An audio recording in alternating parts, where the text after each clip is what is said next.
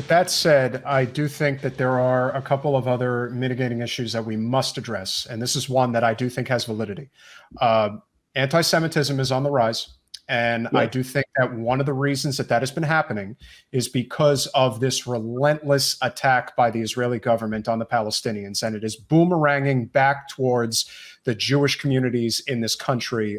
We've seen it in Manhattan. I haven't really seen it down here. We've seen it in Los Angeles.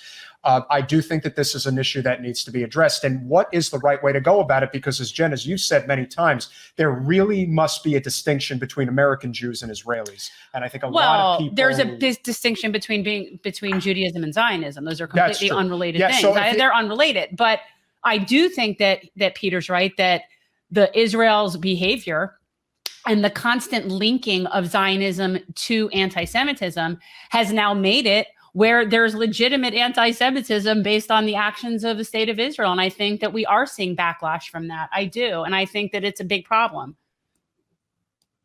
Well, Donna, I don't want to monopolize. Okay, go ahead, and I'll speak after you. Yeah. Okay, so anti-Semitism and the rise of anti-Semitism is a reality, and one that must be taken very seriously. It is, however, primarily a phenomenon of the white nationalist movement in this country. There's very little of it that comes from supporters of Palestinian rights. And I will say, the allegations of anti-Semitism are frequently simply bogus. I've got to tell you, bogus. I've experienced it myself, where I was quoted for a talk that I gave. I did not say what they claimed I said, and what they claimed I said was anti-Semitic. It was a simple, outright lie. That incident in Los Angeles that you were referring to, I think the demonstrators who were driving by a restaurant and were claimed to have attacked Jews who were sitting there. I've looked at studies of what actually happened. What appears to actually have happened was that some young men who were sitting in the restaurant got into it over politics, not over their Jewish identity or anything else. And it was essentially a conflict over politics, not an anti-Semitic attack as such. So, there's definitely a problem with anti-Semitism. We saw it in Charlottesville. We've seen it since.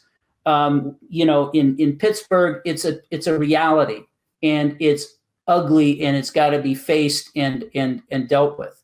But it is not a function of the pro-Palestinian movement and the pro-justice movement in this country. I'll say your last line, I think, is really true, and I think it's a very pernicious attempt. Again, it's a propaganda attempt to smear the Palestinian liberation movement unjustly.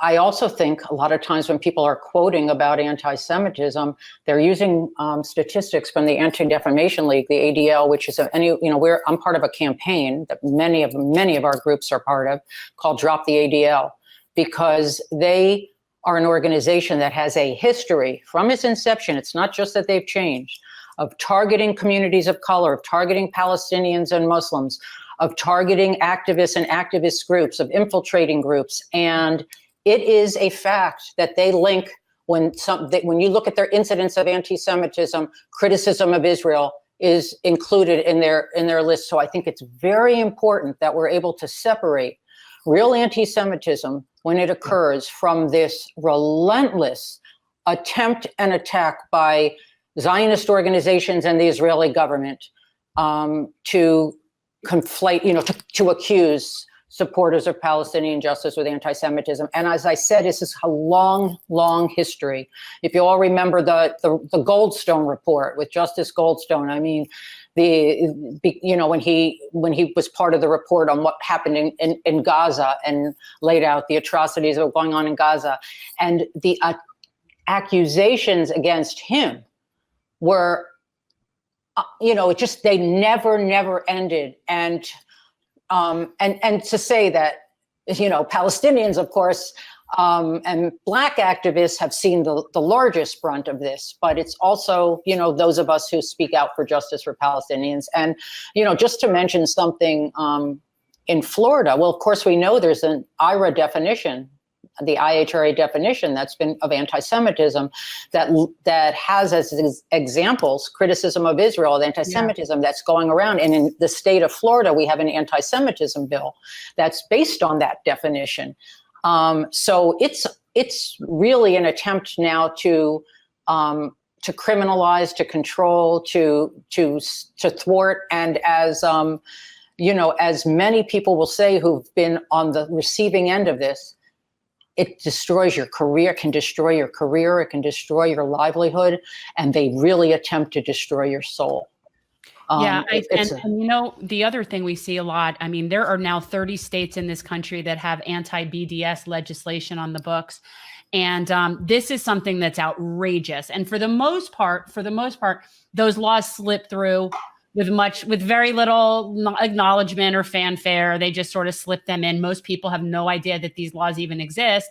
And then you go to apply for, let's say, to be a contractor, an audiologist for a public school in Texas, and you have to sign away your right to your First Amendment rights in order to, be loyal to the state of Israel.